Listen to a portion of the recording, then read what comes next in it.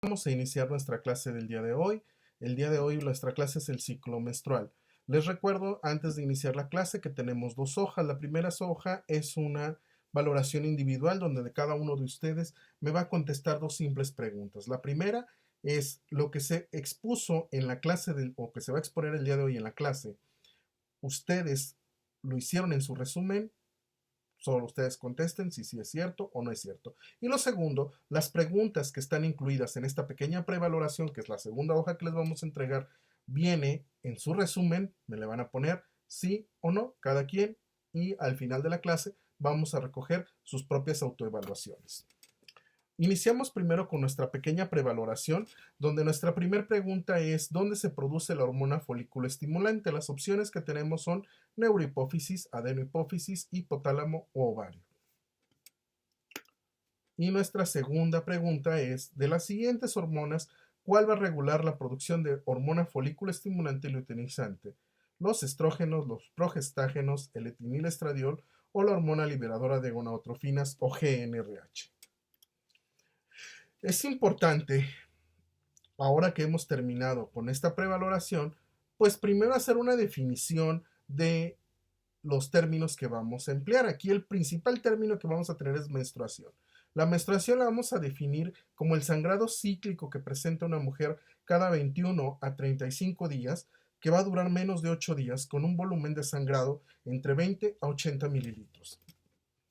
Es importante cuando nosotros vamos a hablar del ciclo menstrual, hablar de su aspecto hormonal en primera instancia, donde sabemos que el hipotálamo es el órgano rector de la producción hormonal. En el caso de la mujer, el hipotálamo va a producir la GnRH o la hormona liberadora de gonadotrofinas, que es la que va a regular la producción de folículo estimulante y luteinizante, FSH o LH en sus definiciones en inglés. Obviamente, esta liberación se va a realizar de dos formas. Si tenemos pulsos lentos a nivel del hipotálamo, se produce principalmente FSH. Si los pulsos son rápidos, se produce principalmente hormona luteinizante. A su vez, la hipófisis va a tener una parte de ella en lo que es la zona anterior o adenohipófisis, receptores de estas hormonas y nos va a producir dos hormonas a su vez. La folículo estimulante, que va a liberarse a través de dos fases. En la primera fase vamos a encontrar que tiene un incremento muy pequeño, que esto es lo que nos va a permitir que empiece a otra vez crecer el endometrio, y una segunda fase que va a ser previo a la ovulación, que esto nos va a permitir unas modificaciones en el tejido ovárico para que a su vez esto nos vaya a aumentar los receptores y nos vaya a ayudar que después de la ovulación se pueda presentar en este caso la otra hormona que producimos en el ovario. Sabemos a su vez que la otra hormona que produce la hipófisis, que es la hormona luteinizante, nos va a ocasionar un solo pico, o sea, en una sola ocasión va a subir en una forma impresionante. Esta incremento en forma impresionante es lo que nos va a producir propiamente la ovulación. Es importante también nosotros saber varios aspectos muy importantes. La FSH a su vez va a actuar a nivel del ovario. En el ovario va a provocar que en el folículo que va a desarrollarse la ovulación se presenten dos situaciones. Por un lado, se van a desarrollar en una forma más específica dos tipos de tejido, uno que es la teca y otro que es la granulosa. En uno se van a producir lo que son los estrógenos y en el otro se producen, en su caso, lo que es la progesterona.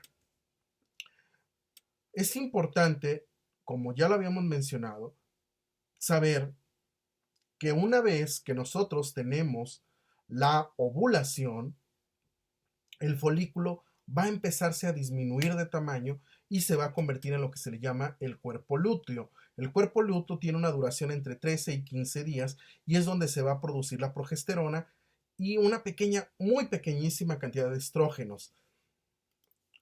Estos pequeños estrógenos son los que nos van a servir para que en caso de que no hubiera un embarazo, van a destruir ese cuerpo lúteo y esto va a permitir que vuelva a presentarse la menstruación.